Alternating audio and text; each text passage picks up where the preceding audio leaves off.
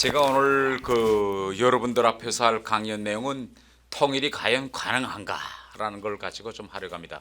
아마 제가 다른데 이제 강연 다닐 때는 통일이 왜 필요하고 가능한가에 대한 거를 이제 대단히 오랜 시간을 이야기했는데, 오늘 제가 여러분들 앞에서 하는 강연은 여러분들은 다 실향민들이기 때문에 통일이 필요 없다고 말씀하실 분은 한 분도 안 계실 것 같아요. 다 통일은 무조건 필요하다. 그런데 과연 그게 가능할까?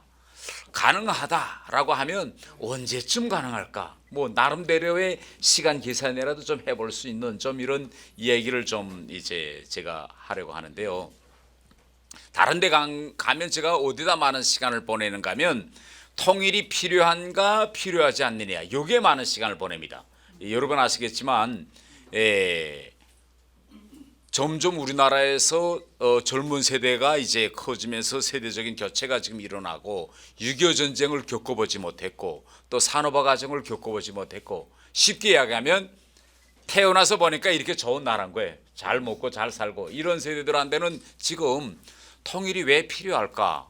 지금도 뭐 이렇게 휴전선에서 갈라져 살고 있는 게 너무 좋은데, 그래서 한 해가 다르게 여론조사를 하면 통일이 과연 필요할까 이렇게 의심하는 퍼센티지가 점점 지금 늘어나고 있습니다. 늘어나고 있는데, 우선 그 이야기를 하기 전에 여기에 우리가 여러분들이 여기 대부분 다 고향을 떠나서 한국에 내려오신 이제 분들인데, 우리가 6.25 전쟁 전에 내려오신 분들도 있고 6.25 전쟁 때 내려오신 분들도 있고, 또 6.25 전쟁 이후에 이제 저처럼 탈북민으로서 이제 내려오신 분들도 있습니다. 그런데 이거 우리가 지도를 자세히 한번 보면요, 이 우리 대한민국이란 나라가 이 공산주의라는 저렇게 큰 그 거대 악의 맨 끝자락에 간신히 지금 섬처럼 붙어 있습니다, 우리가.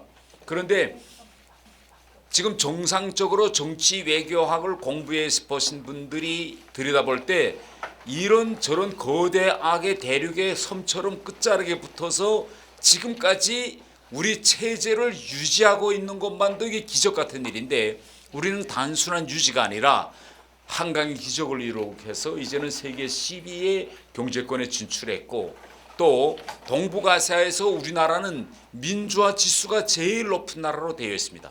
우리는 일본보다도 민주화 지수가 높습니다. 우리보다 먼저 자본주의를 한. 그러니까 많은 사람들이 대단히 신기해요. 이게 어떻게 이게 대한민국에서 가능했을까?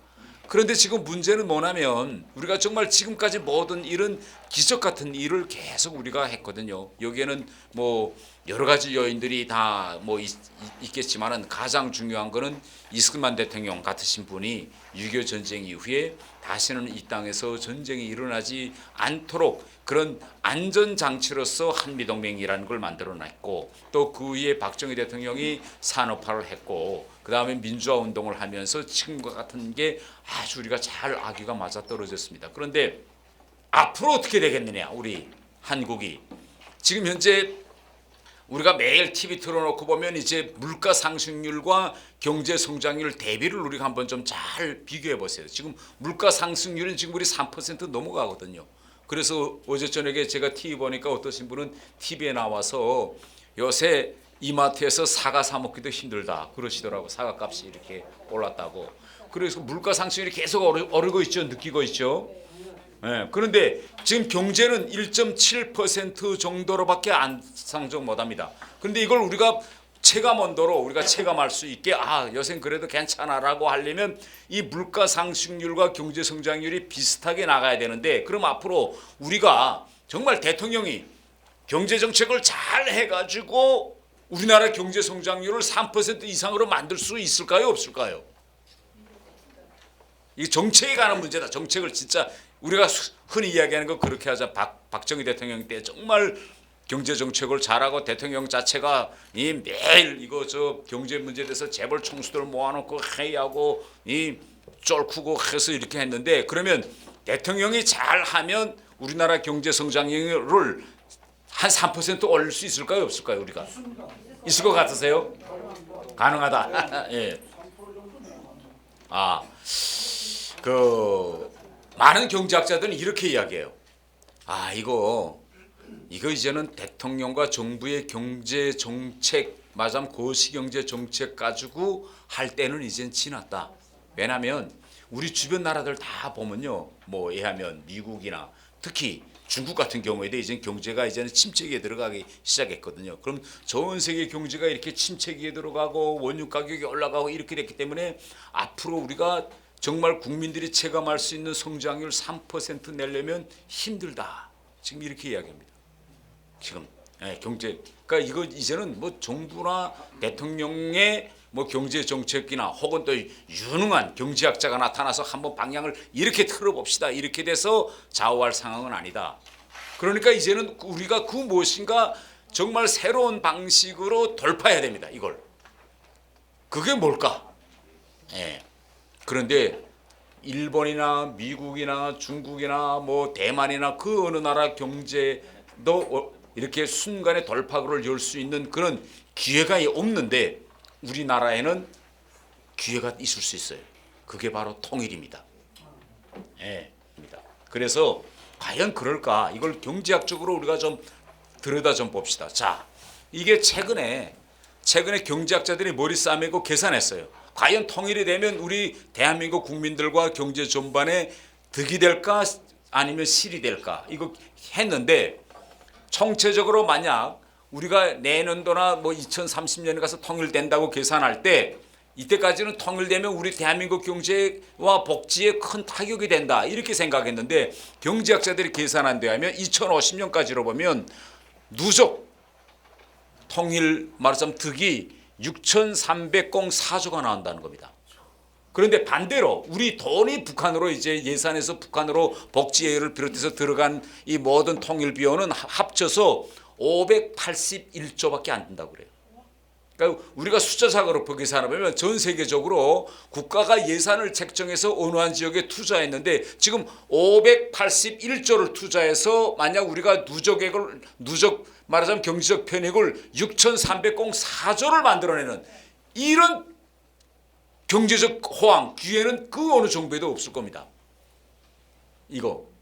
이걸 지금 최근에 경제학자들이 계산해. 그러면 우리가 쉽게 생각하면 그러면 어떻게 우리가 얼핏 생각하면 우리 돈이 많이 들어가서 우리한테는 오히려 복지 예산도 잘리고 예산이 잘리겠는데 통일이 되면 왜 이렇게 경제적 편익이 확 늘어날까? 여러 가지가 있겠지만은 가장 중요한 거는 정치, 외교, 이 안보 분야에서 300조 원이 전략될 거라고 합니다. 그리고 전 세계적으로 제일 지금 큰 시장이 어디냐? 중국입니다. 중국은 이제는 제2의 경제대국 G2가 됐어요. 그리고 전 세계적으로 자원량이 제일 많고 땅이 제일 큰 게 러시아입니다. 그런데 우리가 통일만 된다면 바로 이 대한민국이라는 이 거대 경제, 세계 제12 경제권이 갑자기 육지로 제2 경제권하고 뚝 맞붙게 되는 겁니다. 어마어마한 경제적 편익이 나오게 됩니다. 그러면 경제학자들이 생각하는 거 뭐냐? 대통령이나 경제학자들이 머리 쓰지 않고 가만 있어도 경제 성장률이 우리나라가 앞으로 통일만 되면 경제 성장률이 한 20년 동안은 5%부터 6%대로 유일하게 경제 성장률을 이룰 수 있는 나라가 될 것이다, 이겁니다. 이렇게 되면 다시 한번 우리가 경제적 도약이 이룩하고 지금은 우리가 10위권까지 힘들게 올라왔는데 우리가 잘만 하면요, 우리는 잘하면 사위권 경제 대국으로 들어갈 수 있어요. 그래서 통일은 결국은 왜 통일을 해야 되느냐? 바로 북한 사람들을 먹여 살리기 위해서 통일이 하는 게 아니라 우리가 더 잘 먹고 잘 살자고 통일이 필요한 겁니다. 제가 이런 이야기를 좀 하고 그러면 통일이 과연 가능하냐?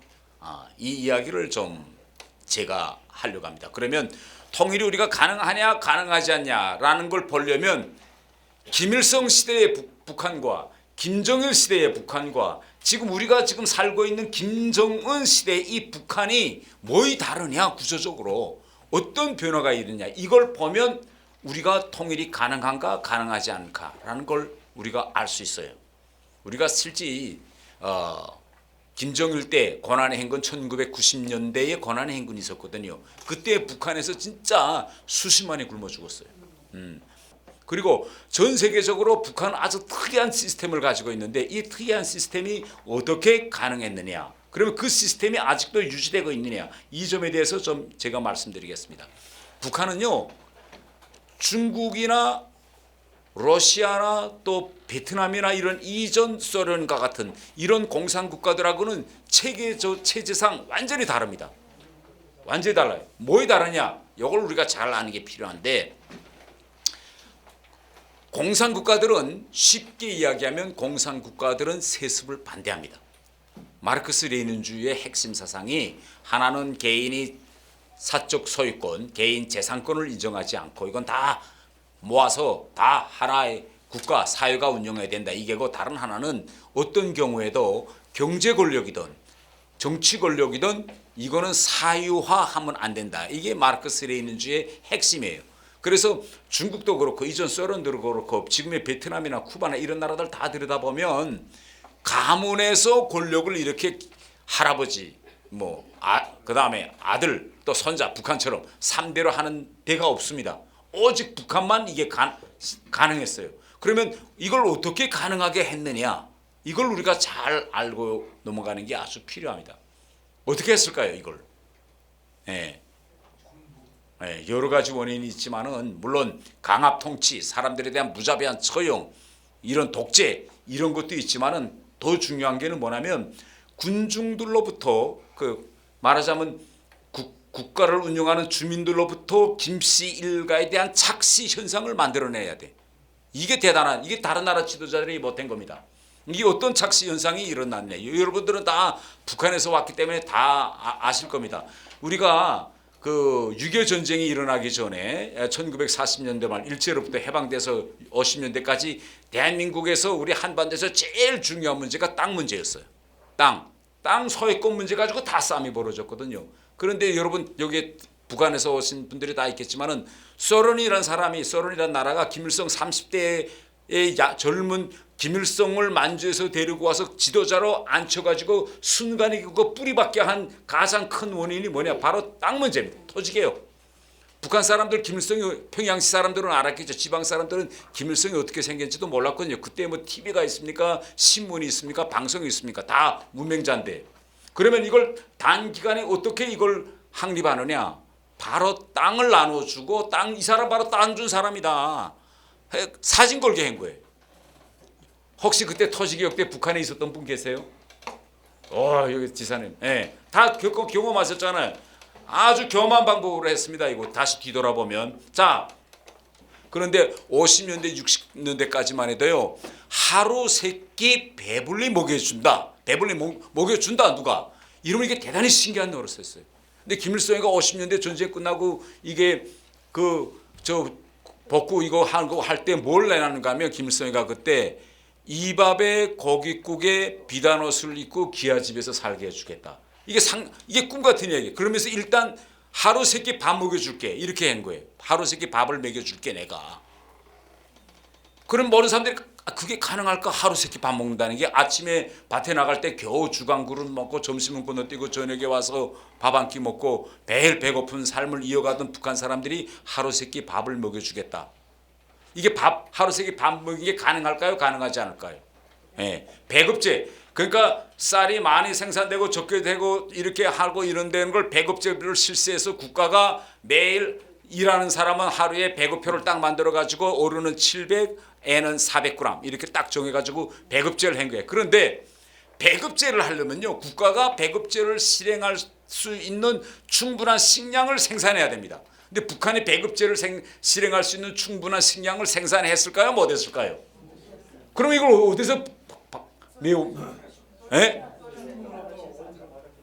다 아시네. 북한에서 바로 요점이에요. 그러니까 사람들이 북한은 척박합니다. 땅이. 이거 우리 대한민국도 그래요. 대한민국도 우리 자체로 생산한 식량을 가지고 우리는 35%밖에 보장 못해요. 우리는. 북한은 더하죠. 그런데 배급제 딱 하고 배급을 줘. 그런데 이걸 어떻게 주느냐? 요 비밀, 요 미스테리는 김일성이가 안 알려주는 거예요. 바로 말씀하신 것처럼 부지런히 소련하고 중국에 찾아간 겁니다. 그래서 그때는 남북 체제 대결 이렇게 한다면서 북소련과 이전 소련과 중국에서 열차로 밀가루 이걸 들이받아. 근데 북한은 정보 통제가 우리 같으면 미국에서 바로 보도가 나갈 거 아닙니까? 미국에서 밀가루 뭐 10만 톤을 무상으로 줬다더라라고 바로 보도 나가는데 북한은 정보 통제가 되니까 소련에서 중국에서 쌀 받아고 식량 받아고 옥수 받아고 딱 비밀 지키고 그걸 몰래 배급소들에 나눠서 하니까 물론 간부들은 알고 있었지만 밑에 백성은 와 아주 신기하네 이거 어떻게 이거 배급을 주네. 한 달에 그때 2번 줬는데 이걸 어떻게 주네. 이런 착시 현상을 만들기 시작하는 겁니다. 그 다음에 두 번째로 가장 중요한 거는 북한에서 김일성이가 자기를 하나님 지에 올려놓고 해서 종교를 완전히 아예 씨도 없이 말려버려요. 예. 그래서 종교를 아시겠죠? 종교를 말살시킵니다. 그러니까 요거 북한의 종교 정책을 잘 봐야 되는 게 뭔가 하면 공산 국가들은 다 종교를 탄압해요. 소련도 탄압하고 지금 중국도 탄압하고. 그런데 종교를 말살시킨 건 유일하게 북한의 하나입니다. 예. 그래서 이런 정리를 딱 한 다음에 김일성이가 기가 막힌 걸 하는데 뭘 하느냐? 바로 당의 유일사상 체계 확립의 10대 원칙이라는 걸 만듭니다. 60년대에. 이거예요. 한번 좀 보세요. 저도 저 북한에 있을 때 10계명이라는 거 몰랐어요. 모르고 있는데 저는 10대 원칙은 잘 알았거든요. 이건 뭐 북한의 헌법입니다. 달달달달 외웠는데 제가 한국에 와서 교회 다니면서 10계명을 보고요. 제가 깜짝 놀랐습니다. 이야, 이 10계명이 결국은 김일성이가 만든 10대 원칙이 결국은 10계명을 이거 벤치마킹한 거로구나. 저는 김일성이 지금 살아있다면 만약 불가능한 일이지만 살아있다면 저 저승에 가서라도 한번 김일성하고 독대하고 싶어요. 어떻게 독대하고 싶은가 하면 아니 이거 10계명을 벤치마킹해서 10대 원칙을 만든다라고 할 때 아니 순서는 왜 바꾸지 않았을까요? 자 첫째 야외 이외에 다른 신을 섬기지 말라. 그러니까 딱 신 하나만 있다 이거잖아. 예? 신 하나만 믿어라. 그러니까 지금 10대 원칙 첫 번째는 김일성만 있을 때는 온 사회를 뭐 김일성의 주체에서 상화하라. 그러니까 딱 하나 있다. 김일성이 죽으니까 김정일이 거기다 자기 이름까지 올라내서 온 사회를 김일성 김정일주의하라. 뭐 이렇게 하는 게. 두 번째 우상을 섬기지 말라는 거잖아. 그러니까 그 두 번째 단은 오직 김일성과 김정일만 북한의 영원한 태양이고 뭐 수령이다. 세 번째 하나님의 이름을 망령되게 부르지 말라. 이렇게 됐다면 김일성의 이름 절대 망령되게 부르면 안 된다. 무조건 절대화야 된다. 순서도 똑같이 여기까지. 사이비 종교 같은 주체상을 만들어서 완전히 의식을 통제하는 이게 지금 북한에서 진행되고 있느냐 안 되느냐. 쉽게 말하면 북한 사람들이 이제는 의식화돼서 깨어나고 있느냐 안 뭐되느냐. 이걸 보면 우리가 향후 통일이 되겠느냐 안 되겠느냐를 우리가 쉽게 알 수 있는 겁니다. 자 그럼 배급제에 대해서 좀 이야기해 볼게요. 지금 북한은 완전히 배급제가 무너졌습니다. 완전히 무너졌어요. 완전히 무너져서 지금은 뭐냐. 지금은 모든 사람들이 쌀, 기름, 채소 이걸 다 어디 가서 사느냐? 장마당에 가서 사옵니다. 장마당. 그러면 이게 국가가 운영하는 상점과 배급소에 가서 배급표를 주고 먹을 걸 가져다가 집에서 끓여서 먹을 때하고 야 이거 오늘 하루 세 끼는 내가 어떻게 먹일까 엄마가. 그래서 내가 애들을 먹이려면 뭐 콩나물을 키우든 두부를 만들든 술을 만들든 무엇인가 해야 되겠다. 그래서 자기 생계를 자기가 책임지면 그러면 김씨 일가에 대한 우상화 아까 10대 원칙에 있는 것처럼 우상이 생길까요 안 생길까요? 안 생겨요. 안 생기는 거예요. 절대 안 생깁니다 이건. 그래서 이 근본이 지금 완전히 지금 북한이 무너졌다. 두 번째는요. 그러면 이 모든 북한에서 지금 자본주의화 가정이 지금 뿌리박고 있는데 이 자본주의화 가정이 뿌리박고 있는 것이 톱다운식으로 왜냐하면 김씨 일가나 뭐 김정일이나 김정은이 머리가 진짜 좋아가지고 야 이런 식대로 가면 진짜 안 되겠다. 그래서 좀 한번 우리 경제 시스템을 바꾸자 해서 자기가 개혁의 선두주자로 나서가지고 바꾼다면 앞으로 이게 가능하겠는데 체제 지속 가능성이 북한은 지금 완전히 정권의 정책은 역주행하고 있는 거예요. 이게 바로 북한과 베트남이나 북한과 중국과 다른 점입니다.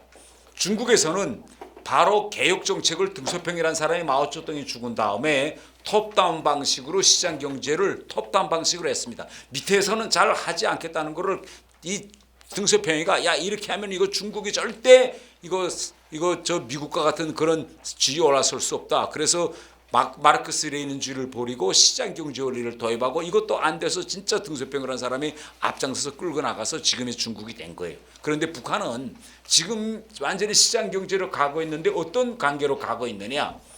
밑에서는 계속 시장경제로 치고 올라가고 위에서는 계속 이걸 누르다가 점점 밀려서 지금 시장경제가 뿌리박는 고착되고 있는 이런 과정이 지금 시작된 겁니다. 이게 지금 여러 번 보시는 것처럼 이게 90년대에 배급제가 무너질 때 이게 장마당입니다. 그때 당시 처음 나온 장마당.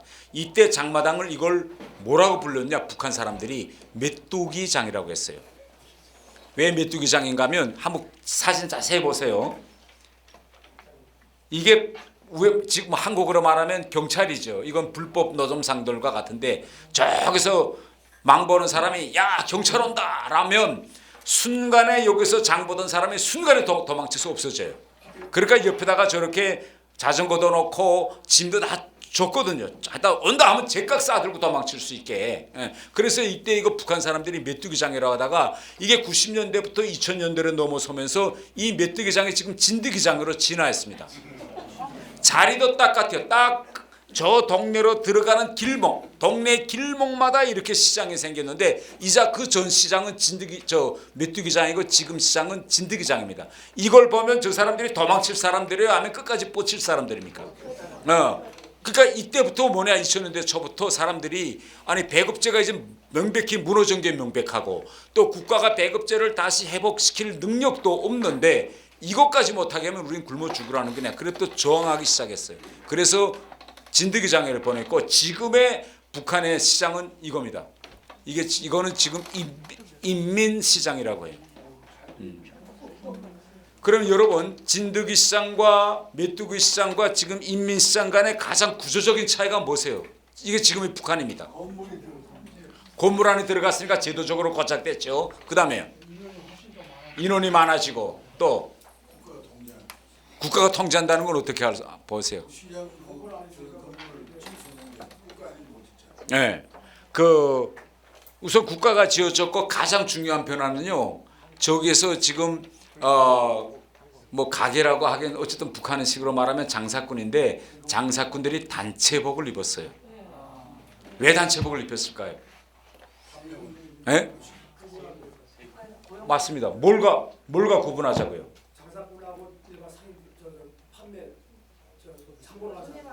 그건 뭐 장사꾼하고 사는 사람하고 구분은 뭐 단체복을 안 입혀도 성함이 뭐세요? 이야 세금이 돈 때문에. 왜냐하면 자 보세요. 이 단체복을 거저 주는 게 아니라 세금을 내는 사람한테만 단체복을 줍니다. 그런데 이걸 북한에서 장세라고 해요. 장세. 내가 얼마 팔았에 근거해서 장세를 정하는 게 아니라 북한은 내가 오늘 뭐 100원어치 팔았던 1000원어치 팔았던 관계없어. 일단 그 자리 이만큼 차지하고 앉아있으면 하루에 얼마 이렇게 무조건 내야 돼. 돈을 일단 내야 저 단체복을 입고 단체복 저거 없으면 저게 번호가 다 있어요. 저거 없으면 팔질 못해요. 이 정도로 그러면 왜 이 정도로 이게 들어갔다는 게 뭘 의미하는가 하면 이게 지금 북한 제도 자체가 지금 자가 모순인데 북한 헌법에요. 북한은 세금이 없는 나라라고 되어 있습니다. 국가가 세금을 걷지를 못하게 되어 있어요. 그런데 이젠 돈이 없으니까 장마당을 유지하고 장마당에서 저렇게 장세를 거둬들이는 방법으로 지방자치단체가 운영되고 있습니다. 자, 그러니까 첫 번째 북한의 우상의 기초로 됐던 경제적 기초와 정치적 기초가 이제 완전히 지금 무너졌어요. 자, 두 번째는요. 지금 이 북한도 폐쇄된 국가이지만은 전 세계적으로 일어나고 있는 IT 기술의 그러한 흐름과 파도, 영향이 북한에 들어가지 않을 수가 없습니다. 가장 중요한 건요. 지금 북한은 컴퓨터를 사용할 줄 아는 컴퓨터 세대와 컴퓨터를 사용할 줄 모르는 컴퓨터 문맹자들과의 지금 딱 가면 북한의 세대로 딱 갈리고 있어요. 지금. 네. 여러분들은 다 컴퓨터 사용하죠. 노트북. 네. 지금 북한 간부들은요. 쉽게 이야기하면 60년대생 제가 62년생이거든요. 예, 제가 84학번인데 80학번인데 북한에서 60년대에 태어나서 제가 북한 외교부에 몇 년도에 입부했는가 하면 88년도에 제가 입부했습니다. 88년도에 제가 외교부에 들어갈 때 저의 외교부에 이 컴퓨터가 없었어요. 언제부터 컴퓨터가 한 대, 두 대 들어오기 시작했느냐? 93년도, 94년도 그때 저의 국에 사무실이 7개인데 저의 국에 7개 사무실에 컴퓨터가 딱 한 대 들어왔어요. 그러다가 그 이후에 컴퓨터가 점차 들어왔는데 지금 북한에서 컴퓨터 보급률이 어느 정도인가 하면 거의 모든 가정에 데스크톱 아니면 노트북이 다 있습니다. 네, 다 있어요 이제는. 왜? 지금 젊은 애들은 집에서 돈이 생기면 첫 번째 돈 생기면 첫 번째 뭘 사느냐? 핸드폰 사고 두 번째 돈 생기면 컴퓨터 삽니다. 다 그래서 이제 거의 북한에 컴퓨터가 없는 집이 없어요. 이제는. 그런데 이게 그러면 컴퓨터가 있던 북한과 컴퓨터가 없던 북한이 뭐이 다르냐? 바로 정보 유통 수단이 달라졌습니다. 제가 살 때는요. 제가 30대까지만 해도 인간이 북한 주민으로서 정보를 얻으려면 신문이나 책을 통해서 혹은 TV를 통해서밖에 정보를 얻을 수가 없어요. 그러면 TV도 국가가 통제하고 책도 국가가 통제하고 신문도 다 국가가 통제하는데 이건 뭐냐면 인쇄소, 북한의 모든 인쇄소는 당에서 딱 나가서 승인된 것만 인쇄하니까 이 종이장에 인쇄한 거 아니면 외부 정보를 볼 수가 없어요. 그런데 컴퓨터가 생기면 어떻게 됐죠? 모든 개개인이 정보를 확대 생산할 수 있는 수단이 생깁니다. 자, 이하면 친구가 USB에다가 야 이마 이거 지금 서울에서 이거 엄청 이거 지금 잘 나가는 영화인데 이거 국제시장이라는데 한번 봐 하고 USB를 저한테 그러면 그래 하고 그 USB 싹 가지고 와서 집에 와서 제가 보고 진짜 재미나네. 그러면 그 자리에서 또 다른 USB에다가 하나 더 코피해서 야 그건 원래 준 놈한테 가져다 주고 두 번째로 코피한 건 제 동생도 불러 만나서 야 이거 진짜 재미나더라 한번 봐. 그러니까 이게 뭐냐면 정보를 확대 재생산할 수 있는 수단이 북한의 모든 주민 가족들한테 다 생긴 겁니다. 이게 지금의 북한과 이전 김일성 김정일 때 북한이 달라요. 네. 그래서 지금 우리 가끔가다 TV에 나오는 게 뭡니까? 북한에서 지금 요새 법을 많이 만들고 있는데 지금 어떤 법까지 만들었는가 하면 문화어법이라는 걸 만들었는데 이게 뭐냐면 오빠라는 표현을 잘 써야 된다. 이걸 법으로 정했어요. 그러니까 이걸 통제하다 안 되니까 이제 뭐냐? 이걸 이제는 형법 처벌의 영역으로 가져가고 있는 겁니다. 네.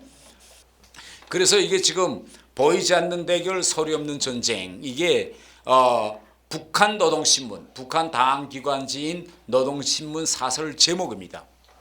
이게 김정은이가 한 말이에요, 사설에. 예. 그래서 김정은이가 뭐라고 표현했는가 하면 북한 내부에서 지금 보이지 않는 대결, 소리 없는 전쟁이 일어난다. 김정은 정권이 이걸 막자고 지금 별의별 수단 다 쓰고 하다 나니까 지금 여기서 뭐라고 말하는가 하면 김정은이가 북한이 이제 핵을 가졌기 때문에 미국이나 한국이 절대 군사적 방법으로 북한을 허물지를 못한다. 단 이 한류를 막지 못하면 이 한류와의 전쟁에서 북한이 견디지 못하면 북한은 무너진다. 이게 이 북한 노동신문의 사설의 제목입니다. 그러면 어느 정도 심각하게 얘가 지금 이렇게 했느냐. 자, 제가 방금 이제 정보통신 기술의 발전 상황에 대해서 이야기했습니다. 지금 북한에서요. 애들이 한류를 너무나 봐서 지금 북한에서는 완전히 전혀 다른 소비 계층이 지금 생겨나고 있어요. 북한 주민들의 소비 문화를 바꾸고 있습니다. 제가 여기에 북한의 커피점이 어떻게 들어간 이야기를 제가 간단히 좀 말씀드릴게요. 제가 2008년까지 영국에서 근무하다가 북한으로 들어갔습니다. 완전히 일 끝나고 이제 들어갔는데 2008년까지만 해도 북한에 평양시에 커피점이 없었어요. 북한 사람들은 그런 커피를 안 마셨냐? 다 커피 마셨죠. 어떻게 마셨냐? 물을 끓여가지고 장마당이나 상점에서 다 그때는 이제 그 네스카페라고 해가지고 그걸 사서 끓는 물에 찻잔으로 커피를 넣어서 이렇게 찻잔에 차 숟가락을 돌려가지고 커피를 이렇게 다 마셨지, 이렇게 한국처럼 쫙 커피숍에서 커피를 이렇게 거기다 우유까지 타서 소리까지 샥 내서 주는 이런 게 없어. 오직 호텔에만 있었어요. 근데 호텔에는 북한 사람들 못 들어갑니다. 외국인들만, 정해진 사람만 들어가요. 저 커피를 하나 먹자면 북한 공무원이 월급을 몇 달 전략해야 될까요? 꼬박 월급을 전략해도 커피 한 잔 먹기 힘들겠죠. 예. 그러니까 이태조사 해보니까 이게 안 되는 장사입니다. 그러니까 접자. 그런데 북한 친구는 된다. 왜 되느냐? 오스트리아 상인이 좀 설명해라. 넌 된다는데 난 이거 바로 이 커피 이거 누가 먹으려고 했느냐 이거 안 되는 거다. 무조건 된다. 계속 왜 설명하라. 그건 내가 차마 너한테 말은 못 하겠는데 어쨌든 된다. 해서 우겨서 차렸어요. 대박 났을까요? 대박 안 났을까요? 그리고 대박 났다는 건 커피를 3불짜리, 5불짜리를 먹을 수 있는 계층이 있다는 거잖아요. 누가 와서 먹었을까요? 단간부. 그 다음에 저는요 제 사무실에서 5분 거리입니다. 나는 그때 당시 외국에 갔다 왔으니까 달러가 주머니에 있어요. 그렇지만 나는 돈이 너무 아까워서 한 번도 저기 가서 커피 안 먹었어요. 내 친구들도 안 먹었어요. 야 미쳤냐, 커피 먹고 1시간 있다 화장실 가서 샤워 좀 싸면 다 나가는데. 그럼 누가 왔느냐? 몽땅 다 잘 사는 집 자녀들, 대학생들이 물밀듯이 몰려왔습니다. 그러면 왜 애들은 오느냐? 애들은 컴퓨터로 한국 영화 드라마 밤에 몰래 다 보거든요. 한국 애들 딱 보니까 한국은 뭐 여자 남자 데이트하는데도 커피점에 가서 딱 데이트하고, 뭐 길거리 가더라도 딱 저 등에는 백팩 메고 손에는 커피 이거 저 딱 들고 지나가고, 이게 너무 멋있어 보이는데 폼도 나고. 북한에는 뭐 이런 거 할 데가 없어요. 그러다 이거 나온다니까 애들이 완전히 밀려간 거지. 해보자. 이거 진짜 도대체 저게 무슨 맛이? 왜 커피 지금 그 뒤에 가서 보면 알지만 앞에서 볼 때는 거기다가 이제 우리가 밀크를 타놓고 순간적으로 전기를 쏴였잖아. 샥 소리 나잖아. 순간에 샥 소리 나는데 그게 뭔지 모르거든요. 소리 샥 하고 탁 주니까 이게 뭘까? 저 소리가 뭘까? 단순한데. 그래서 이게 대박 나니까 여기저기에서 야 저게 대박 나누나. 그래서 지금 평양시에 커피숍이 대단히 늘었습니다. 많아요. 이제는 찻집, 커피집 가는 곳마다 생겼어요.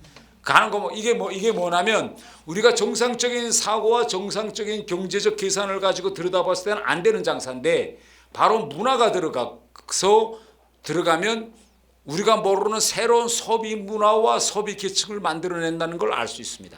네. 자, 다음은요. 자, 제가 이야기했습니다. 한류가 들어가서 이제 애들한테 그런데 애들이라는 건요, 이렇게 한국 영화나 이런 걸 보면 머리에 이제 들으면 어른들은 그런 걸 봤다 해도 이게 행동으로 몸 밖으로 이게 노출이 안 돼요. 애들이 이걸 야 이거 하다 내가 큰일 나지, 이거 하면 안 돼, 내가 한국 영화에서 아무리 저런 거 봐도 이거 하면 안 돼. 이게 애들은 이게 자기 자신을 자제하는 게 가능할까요? 가능하지 않을까요? 어렵죠. 자, 이제 제가 북한 동영상 하나 볼게요. 북한 TV에서 나온 동영상. 한국 분들은 말투가 북한 말투 돼서 이게 무슨 소리인지 잘 이해 못 하실 수 있는데, 여기는 뭐 평북도 평안도 뭐에서 오신 분들도 있으니까 평양 말투지만 하면 쉽게 이해됐으니까 이게 뭐 하는 짓인가 한번 좀 보세요. 때와 장소도 가리지 않고 서로 끌어안고 돌아치는 신랑 신부의 모습들은 어떻게 돼서 숱한 사람들이 모여들고 지나다니며 또 지켜보는 대중 장소들에서 저렇듯 아무런 부끄러움이나 거리낌도 없이 노골적으로 추잡하게 놀아댈 수 있단 말입니까? 이것은 명백히 우리 인민의 아름답고 고상한 미풍양석과 혁명적이며 건전한 사회주의 생활기풍을 심히 모독하는 추태라고밖에는 달리 볼 수 없습니다. 그래 당신들은 어디서 무엇을 보고 이러한 동작들을 스스럼없이 요구하고 선색 없이 수행해내고 있습니까? 혹시 남몰리 불순출판 선전물을 열성껏 시청하면서 떠오른 영감과 느낀 충동을 이 기획이 재간껏 펼쳐보이려는 것은 아닌지, 심각한 것은 지난 시기에도 일부 청년들이 결혼식을 하면서 이와 같이 우리의 생활 양식에 맞지 않게 놀아댄 현상들에 대해 조직적으로 투쟁도 벌이고 사회적으로 폭로 비판도 하면서 각성시켰지만 오늘에 와서 그 성격과 양상의 도수가 정도 이상으로 넘어섰다는 데 있습니다. 저들의 차림새를 봐서는 도무지 공화국 국민인지 가늠하기 힘든 정도인데 이들의 짓거리를 지켜본 그 숱한 사람들 속에 눈이 바로 박힌 사람이 단 한 명도 없었단 말입니까? 바로 이렇게 지금 사회적으로 자기 주위에서 나타나는 이러한 비정상적인 현상들에 대해 강 건너 불보듯 방관시하면서 대중적인 투쟁의 불을 걸려움을 하지 않고 있는 것이 문제입니다. 여기서 우리가 스쳐지날 수 없는 또 하나의 심각한 문제점은 우리의 생활 감정과는 전혀 맞지 않는 불건전하고 라티한 생활 세태들, 지요 저들 자신도 익숙되지 못한 외식 외풍을 남이 시키는 대로 흉내내느라 모지름을 쓰는 가련한 저 신랑 신부들이 하나와 같이 당의 품속에서 대학까지 나오고 중요한 초소들에서 일하고 있는 청년들이라는 것입니다. 자기들을 품들여 키워주고 내세워준 당과 조국의 믿음에 10,000분의 1이나마 보답하지는 못할 망정 심평이도 당에서 하지 말라고 하는 짓만 골라가며 해대고 있으니 과연 저런 인간들이 준엄한 시련의 시기에 당과 조국의 운덕을 저버리지 않는다고 누가 장담할 수 있겠습니까?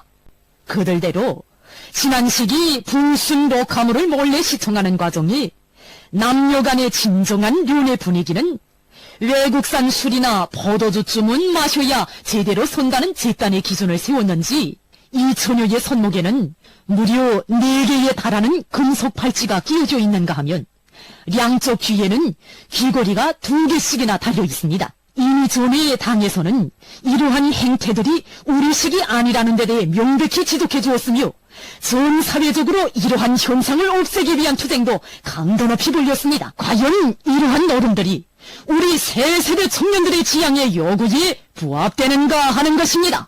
신부 리진양이가 자기의 이름을 괴뢰 말투를 그대로 본따서 이진향이라고 써갈겼으나 정리장을 보란듯이 들고 집체 사진까지 남기는 등 보는 사람들의 경락을 자아내는 쓸개 빠진 짓도 서슴지 않았던 것입니다. 그러면 이러한 망동을 즉흥적인 흥분에 의한 실수라고 봐야 하겠습니까? 이건 뭐냐면 이젠 북한에서도 나이 드신 분들이 젊은 애들이 길바닥에서 저렇게 애정행각 부리고 키스하고 뽀뽀하고 해수욕장에서 어르신들 앞에서 이제 아까 봤죠? 막 껴안고 빙빙 돌아가도 아무 일도 없는 거예요. 왜? 어른들도 한국 영화 너무 봤으니까. 근데 혹시 여기 앉아 계시는 분들 만약 내가 솔직히 물어보는데 평생 남들 보는 데서 자기 남편이나 자기 아내하고 뽀뽀해 본 사람, 남들 보는 데서 한 분도 없으세요? 자, 이 사진 좀 보세요. 이게 60년대에 우리 지금 미니스커트 처음 나왔을 때 아마 그때 당시에는 아마 우리 명동거리에서 이렇게 이게 아마 표준일 건데 그때 미니스커트 입었다고 저렇게 경찰에 와서 막 지금 다리 재고 막 이런 거잖아요. 예? 그러면 여러분 우리나라에 민주주의 개념, 민주주의 사상이 먼저 들어왔을까요? 미니스커트가 먼저 들어왔을까요? 미니스커트. 예? 미니스커트. 이거 처음에 이거 미니스커트 막아보려고 엄청 했잖아요. 그러면 이 문화의 이거 말하자면 유입, 이 문화적인 변화, 이건 정권 당국의 강제적 힘으로 막을 수 있을까요? 없을까요? 없죠. 혹시 여기 오신 분들 중에서 미니스커트 아직 한 번도 못 입어보신 분? 다 입어보셨어요 미니스커트? 예? 60년대에. 그러니까 저는 왜 그러냐면 이게 우리가 그 사회 변화를 볼 때요. 그 사회 변화를 볼 때 우선 항상 보면 남자들이 여기 앉아 계신 남자분들이 우리가 한가인 기적도 우리가 만들고 민주화도 우리가 하겠다 하는데 그게 아니에요. 실제 사회의 변화는 여자들이 먼저 일으킵니다. 먼저 미니스커트, 제일 먼저 미니스커트 먼저 입고 들어오잖아요. 자, 이게 북한인데요. 자, 이 사진 한번 보세요. 이게 평양시 거리에 저렇게 외국인 여자들이 한 10년, 15년 전에 저렇게 미니스커트 입고 나타나면 온 평양 사람들이 다 친 거예요. 야, 저러다 뭘 벌면 어쩌냐. 몽땅 너무, 이 사진 한번 보세요. 남자들만 보는 게 아니라 그 옆에 여자까지도 다 봐. 너무 신기해서. 차마 북한 여자들은 미니스커트를 못 입으니까 미니스커트 입은 외국 여자가 기나면 온 길바닥에 날려 다 서서 그저 사라질 때까지 보는 게 그 다리를. 예. 그런데 문제는 뭐냐. 그런데 지금은요, 이제는 점차 공식 복장이 점차 북한에서 치마가 올라가고 있어요. 지금 여러분 이게 이 치마요. 북한 고려 항공 승무원들의 치마입니다. 이게 한 5년 전까지만 해도 무릎 밑으로 내려와 있었어요. 그런 게 지금은 저렇게 올라가고 있는 겁니다. 예. 그래서 저는 이걸 지금 이건 막아보겠다고 아무리 북한의 김정은이가 저렇게 무슨 동영상 만들고 여자 남자 저렇게 아파트 현관 앞에서 애정행각 불리는 거 이거 안 된다, 아까도 봤지만 여기 귀걸이 한 거 안 된다, 팔찌 한 거 안 된다, 무슨 저 한국 영화 드라마 보니까 데이트하면서 와인잔 찢는 거 엄청 북한 애들은 그런 거 해보고 싶었는데, 그러니까 돈을 해가지고 어디 가서 앉아서 몰래 여자 남자 와인잔 찢고 이런 거 하지 말라는 건데 이거 막을 수 있을까요? 저는 이거 막기 힘들다. 저는 이렇게 생각하면서 결국은 왜 제가 이 이야기를 하느냐, 통일의 방도를 찾자고 제가 이야기를 하는 겁니다. 저는 앞으로 이제 북한의 핵을 가졌기 때문에 이거 우리가 어떻게 통일을 하는가, 이게 대단히 지금 이게 심각한 지금 문제예요. 그래서 전쟁을 우리가 막는 것이 제일 지금 큰 일입니다. 지금 윤석열 대통령이 지금 제일 잘하고 있는 것이 뭔가면 외교 안보 캠프 데이비드 프로세스를 만들어 가지고 일본과 미국과 든든한 안보 동맹을 만들어서 일단 우리는 지금 북한이 저렇게 변하고 있기 때문에 김정은이가 전쟁을 일으키지 못하도록 최대한 억제력을 갖추고 있는 것이 대단히 중요합니다. 왜냐면요, 김정은은요 김일성하고도 다르고 김정일하고도 달라요. 왜냐면 그래도 김일성이나 김정일은 약간 좀 이 사고에서 좀 앞뒤를 가리고 좀 잘 치밀하게 계산하고 좀 이런 게 있었는데, 이 김정은은요 제 애비나 제 할아버지하고도 특이하게 무자비합니다. 예. 왜 무자비하냐면 김정은의 성장과 관련돼 있어요. 인간이라는 게 이렇게 성장할 때 자기한테 웃어른들 속에서 커야 됩니다. 자기 위에 할머니도 있고 할아버지도 있고 또 옆에 무슨 삼촌도 있고 이렇게 돼서 가정이라는 가문이라는 틀 속에서 자라야 됩니다. 김정일은 김일성의 아들이지만 김정일이가 자랄 때 자기 아버지 저 친구들도 있었고 그 이후에 소위 말하면 만경대 이런데 자기 할아버지 할머니 그 가문이라는 그 틀거리 안에서 자라고, 설날이면 조그말 때부터 아버지 손잡고 가서 자기 고모나 이런 큰아버지 이런 데 인사도 드리고 이런 법을 배우면서 좀 자랐어요, 김정일은 그나마. 그런데 이 김정은은 아시죠? 김정은은 이거 헌외 자식이라는 거. 그래서 김일성이 앞에 가서 김정은은 한 번도 인사를 못 드렸어요. 김정은이한테는 할아버지 김일성과 찍은 사진이 없어요. 왜 없냐? 이게 헌외 자식이기 때문에 이렇게 김정은이라는 손자가 있고 김정일이가 고영이라는 여자와 만나서 몰래 또 가정을 이루고 있다는 걸 김일성은 모르고 죽은 거예요. 혹시 알면서도 야 그건 내가 불법 결혼도 아니지, 그건 사실혼인데 그런 걸 인정할 수 없다, 그래서 안 만났는지는 모르겠지만, 그러니까 결국은 뭐냐, 아이 때부터 가문이라는 이 속에서 또 이 아버지 친구들한테 예의를 지키면서 자라는 거 없이 왕궁에서 동떨어서 혼자 자랐기 때문에 얘는 대단히 무자비합니다. 제 고모부 죽이는 거 보세요. 자기 이복형 아버지가 죽을 때 신신당부했거든요. 정권은 너한테 넘겨, 권력은 너한테 준다. 대신 네가 권력을 잡으면 내 이복형은 꼭 내가 잘 챙겨라 했는데도 바로 날려보내잖아요.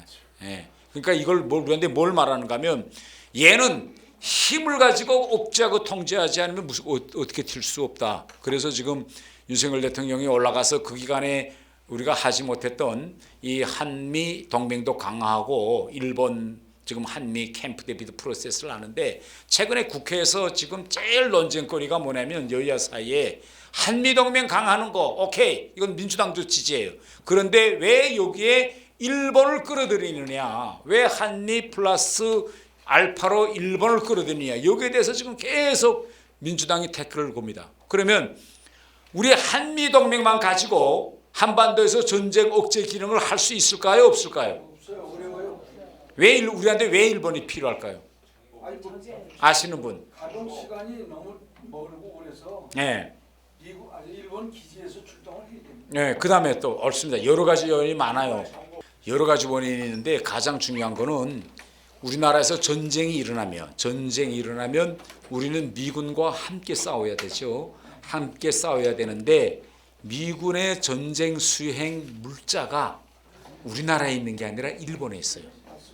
일본의 5개 미군 기지에 있습니다. 물론 우리나라에도 있지만 대부분 장비와 물자는 다 일본에서 미국이 가져오는 걸로 되어 있습니다. 그래서 그렇기 때문에 이게 커지고 최근에 국제적인 안보 환경이 대단히 이상하게 변합니다. 어떻게 이상하게 변하느냐? 지금 제가 중국에 대한 이야기는 뒤에서도 하겠는데 지금 중국의 힘이 우리가 생각했던 것보다도 대단히 빠른 속도로 커졌습니다. 그래서 지금 중국이 G2 전 세계적으로 2번째 경제 강국이고 지금은 어떻게까지 오냐? 전 세계적인 판도에서 미국과 붙는다라고 하면 중국이 집니다. 그런데 만약 동중국해, 바로 이 아세아, 중국의 앞에 있는 타이완이나 동중국해에서 중국하고 미국하고 붙는다. 이때는 어떻게 되겠냐? 이게 아주 모호합니다. 왜냐면요, 전쟁은 한 곳에서만 딱 일어난다는 법이 없어요. 지금 보세요. 우크라이나에서 전쟁 터졌는데 우리가 누가 이스라엘에서 전쟁 터질 줄 누가 알았어요.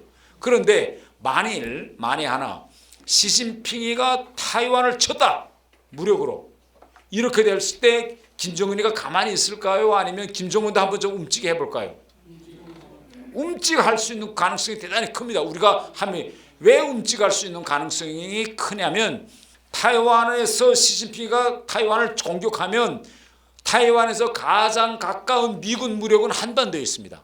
그래서 미국의 한반도에 있는 미군 무력과 괌에 있는 미국의 무력이 제일 1차로 출동할 수밖에 없어요. 그런데 이때 또 김정은이가 한반도에서 치고 내려온다. 거기다 핵무기까지 쓰면서 그러면 2개 전쟁에 동시에 대응할, 미국이 2개 전쟁을 해야 되잖아요. 미국의 입장. 우리는 한국에서만 싸우면 되는데 그러면 현 시점에서 군사학자들이 딱 계산했을 때 미국이 2개 전쟁을 할 수 있는 능력이 있느냐 없느냐, 있을까요 없을까요? 대단히 부족해요. 그래서 우리로서는 할 수 없이 한미일 삼각관계를 구축해서 말하자면 안전핀으로서 만약 네가 치고 내려올 때는 일본이라는 제 변수가 있다. 이걸 끊임없이 북한에 보여줘서 북한이 스스로 끔찍 못하게 우리가 하는 이 억제 기능을 하기 위해서 지금 캠프 데이비드 프로세스라는 걸 지금 또 만드는 겁니다. 그런데 이거요, 시작은 잘 됐는데 지금 문제는 뭐냐면 빨리 이걸 제도적으로 고착시켜서 되돌려 세울 수 있게, 말하자면 다시 이게 무너질 수 없는 과정을 빨리 만들어야 돼요. 내년도 대선에서, 미국 대선에서 만약 트럼프가 당선된다면 여러분 생각엔 캠프 데이비드 프로세스가 계속 갈 것 같으세요? 아니면 트럼프가 그건 바이든이 한 거기 때문에 싹 다 깨버릴까요?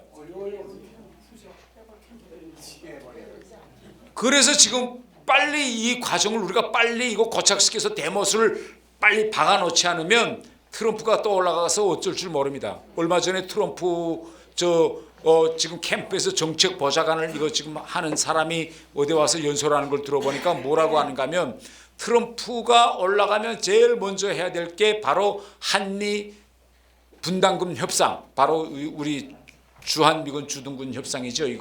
이것부터 다시 해야 된다. 이렇게 지금 나오고 있는 겁니다. 그래서 이게 대단히 중요하다라는 말씀을 드리고, 마지막으로 제가 얼마 전에 미국 갔던 이제 탈북민 강제 북송 이 이야기를 미국 갔던 이야기를 잠깐 드리고 강의를 끝마치겠습니다. 북한이란 나라를 우리가 앞으로 통일을 이룩하려면 제가 아까도 이야기한 것처럼 전쟁을 하면 안 된다. 전쟁을 하면 안 되는 방도가 여러 가지가 있지만은 힘에 의한 평화, 지금 우리 정부에서 하는 것처럼 캠프 데이비드 프로세스와 같은 이런 든든한 안전 보장 장치, 평화 보장 장치를 만드는 게 중요하고, 다른 하나는 북한 체제 자체가 북한 주민들이 스스로 의식화되어 가지고 그들 손으로 북한 체제의 김정은을 끌어내리는 그런 일을 해야 됩니다. 그런 일을 하려면 북한 사람들이 의식에서 깨어나야 되는데 의식에서 깨어날 수 있는 가장 우리가 지금 가능하다고 보는 것이 제가 방금 이야기한 것지만은 기존 세대와는 전혀 다른 2030 세대 새로운 세대가 지금 태어나고 있다. 지금 이런 걸 우리가 알 수 있고 다른 하나는 지금 북한에서도 어쩔 수 없이 지금 김정은이가 앞으로 세대 이 말하자면 완전히 의식이 변화되어 있는 이런 자기 또 나이 또래 동년배들과 정치를 하지 않으면 안 될 이 시기가 점점 지금 다가오고 있어요. 얼마 전에 지금 북한에서 외교부장을 하고 있는 외교장관을 하고 있는 게 최선희인데 최선희와 저하고 같은 학급 동창이거든요. 제가 62년이고 최선희가 64년입니다. 김정은이가 지금 몇 년도생이냐? 84년생이에요. 그러면 김정은과 지금 이 최선희 요 지금 한두 명씩 지금 올라가기 선 사람들 간의 연령차가 몇 년 차냐? 20년 차입니다. 그런데 김정은 주위에 있는 대다수 사람들은 다 몇 년도생이냐? 40년대 말 혹은 50년대생이에요. 그러니까 이 사람들과 김정은의 나이 격차는 30년이고 60년대생과의 나이 격차는 20년인데 제가 아까도 이야기했지만은 북한에서 60년대생 그때부터는 컴퓨터를 제가 아까 이야기한 것처럼 컴퓨터 세대고 그 전 세대 50년대나 40년대생 등들은 지금 간부는 하지만 컴퓨터를 몰라요. 글 써준 거 자기가 문서를 쳐서 이 문서를 만들 줄 전혀 모릅니다. 그러니까 이런 컴퓨터를 모르는 문맹 세대는 점점 이제 떠나갈 거예요. 그리고 컴퓨터를 통해서 미국의 선진 기술을 알고 이 사람들이 점점 올 건데 지금은 20년 격차로 지금 오고 30년부터 20년 앞으로 10년 지나면 어떻게 되느냐? 그때 되면 김정은이가 10년 되면 49세가 될 거고 앞으로 10년 되면 70년대생들이 북한의 중추를 이렇게 김정은과 이 격차는 점점 줄어들 거예요. 그러면 쉽게 이야기하면 우리식으로 표현하면 꼴통 공산주의자들은 북한에서 거의나 이제는 없어지는 시대가 다가옵니다. 이 시스템을 위해서 내가 목숨을 바치고 싸우리라 이렇게 생각했던 그야말로 골수 좌파 공산당 세력은 이제는 거의나 없어지는 시대가 점점 다가오고 있어요. 우리한테는. 그러면 뭐 해야 되느냐. 빨리 더 많은 사람들이 한국 영화와 외부 세계를 알 수 있게 외부로부터 정보 유입을 대대적으로 해야 됩니다. 지금 이제 정부에서 하려고 하고 있는데 다른 하나는 더 중요한 거는 해당 시스템이 제일 무너지기 쉬운 특히 공산국가들에서 제일 무너지기 쉬운 거는 그 나라를 유지하고 있는 주민들이 그 나라를 이탈하게 만들면 이게 제일 쉬운 방법입니다. 독일의 통일이 어떻게 이루어졌는가 하면요. 바로 동부 독일에 살고 있는 주민들이 대거 독일을 탈출하면서부터 독일 통일이 시작됐습니다. 그래서 제가 강제 북송 피해자들을 데리고 지난주 유엔과 미국에 가서 이거 좀 유엔에 좀 도와달라 이거 좀 보내지 않도록 그래서 유엔에서 결의안을 만드는데 지금 중국의 강제 북송을 이거 좀 중단시켜달라 이걸 좀 이 결의안을 여차라고 조금 갔는데 지금 미국도 그렇고 이 결의안 초안을 지금 유럽연합이 만들거든요. 유럽연합에서 중국이란 말을 못 넣겠다 이겁니다. 중국의 강제 북송이라고 못하고 제3국의 강제 북송 이렇게 3국이라고 좀 약간 애매하게 표현하겠다. 이게 지금 유엔의 입장입니다. 그럼 왜 애매하게 표현하겠다는 거냐? 바로 지금 중국이 전 세계적으로 두 번째 경제 강국인데 경제 강국이다 나니까 유엔 안에서 중국이 두 번째로 유엔에 돈 내거든요. 미국이 돈 제일 많이 내고 중국이 두 번째로 유엔 공여금이 두 번째로 많고 그 다음에 최근에 중국이 돈이 많이 생기다 나니까 유엔에 193개 나라가 있는데 거기에는 큰 나라도 있고 작은 나라도 있어요. 그런데 큰 나라에다 중국이 뭘 도와주는 건 그렇게 빛이 안 나는데 자그마한 나라들 뭐 태평양 뭐 섬나라들 남미에 있는 나라들 뭐 아프리카 이런 나라들은 중국이 뭐 한 100만 불만 줘도 그 나라에는 큰 도움이 되는 거예요. 그러니까 이렇게 작은 나라들에다가 예산을 집중해서 친중 국가들을 대단히 많이 모아놓고 있는데 만약 제3국의 강제 북송을 반대한다라고 하면 제3국이라면 다들 가만히 있는데 중국의 탈북민 강제 북송을 반대한다. 이렇게 여면 난리친다는 거예요. 그 나라들이 요만한 나라들이 마이크 쥐고 와서 그래서 이거 복잡하게 이렇게 이 문제 가지고 그러지 말고 예? 삼국이라고 하자 이렇게 이제 그러더라고. 그래서 저희들이 이게 무슨 이게 뭐냐? 예. 이게 유엔이 하는 짓이냐 이거. 저희들이 이런 이야기까지 했어요. 이게 여러분 이거 지금 이 사진이 히틀러 때 유대인들 이거 강제 아우슈비츠 그걸로 강제로 지금 끌고 가는 이게 지금 사진입니다.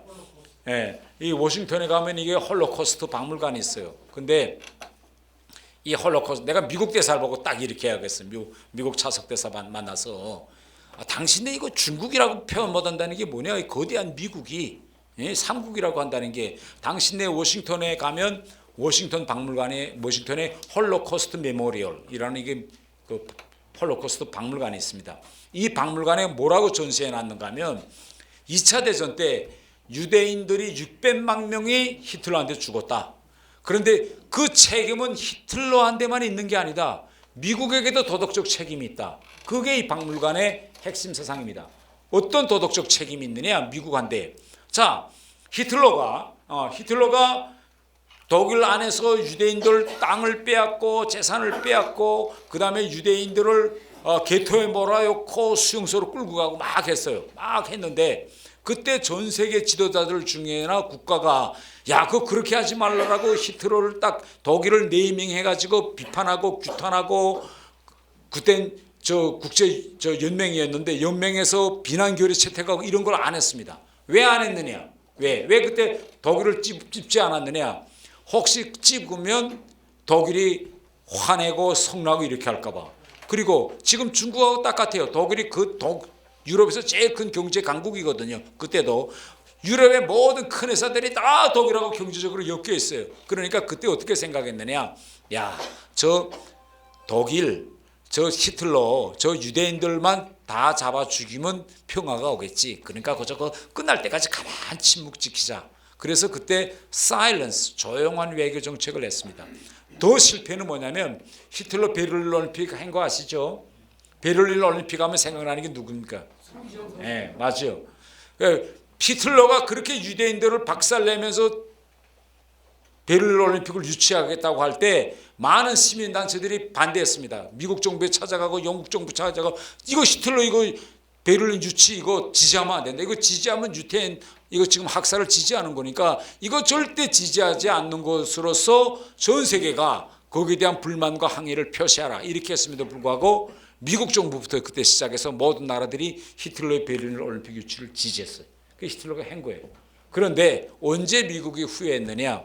히틀러가 2차 대전을 일으키고 일본이 진주만을 공격하니까 그때야 미국이 야, 그거 일찌감치 시초부터 우리가 반대 목소리를 냈으면 이런 일이 없었겠는데 침묵을 지키니 결국은 더 기고만장해서 마지막에는 그 불통이 미국에게 떨어진 겁니다. 그래서 제가 미국 대사 보고 너희 역사적 경험에 너희 박물관 가보니까 그렇게 써 있던데 왜 중국의 강제 북송 중국이라고 못하느냐 하고 제가 이야기하니까 미국 대사가 국제 정치 현실을 좀 어떻게 인정하고 좀 어떻게 좀 할 수 없겠는가 이러면서 매우 난처하더라고.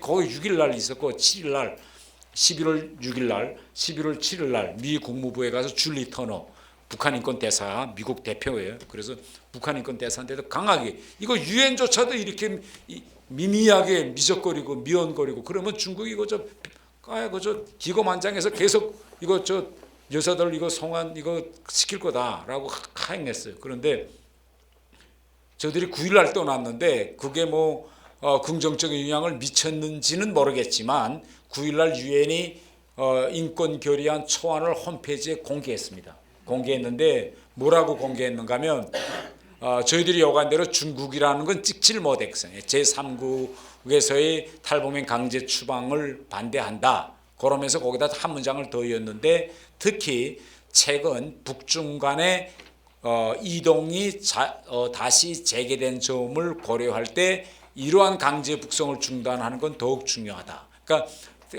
싹 보면 이건 우리가 중국을 공격하는 거다. 중국을 찍어서 이거 한 거니까 이쯤 하면 어떨까라는 식으로 조금 일부 좀 개선된 그런 걸 보였는데 이렇게 우리 통일 문제는 제가 마지막에 끝내면서 이야기하는 거는 이 북한 한 나라만 북한 하나만 있다면 쉽겠는데 이 중국이라는 거대한 이 산이 앞을 딱 막아 나서고 있고 또 우리는 또 중국하고 큰 경제적 이해관계가 있기 때문에 무작정 싸울 수만도 없거든요.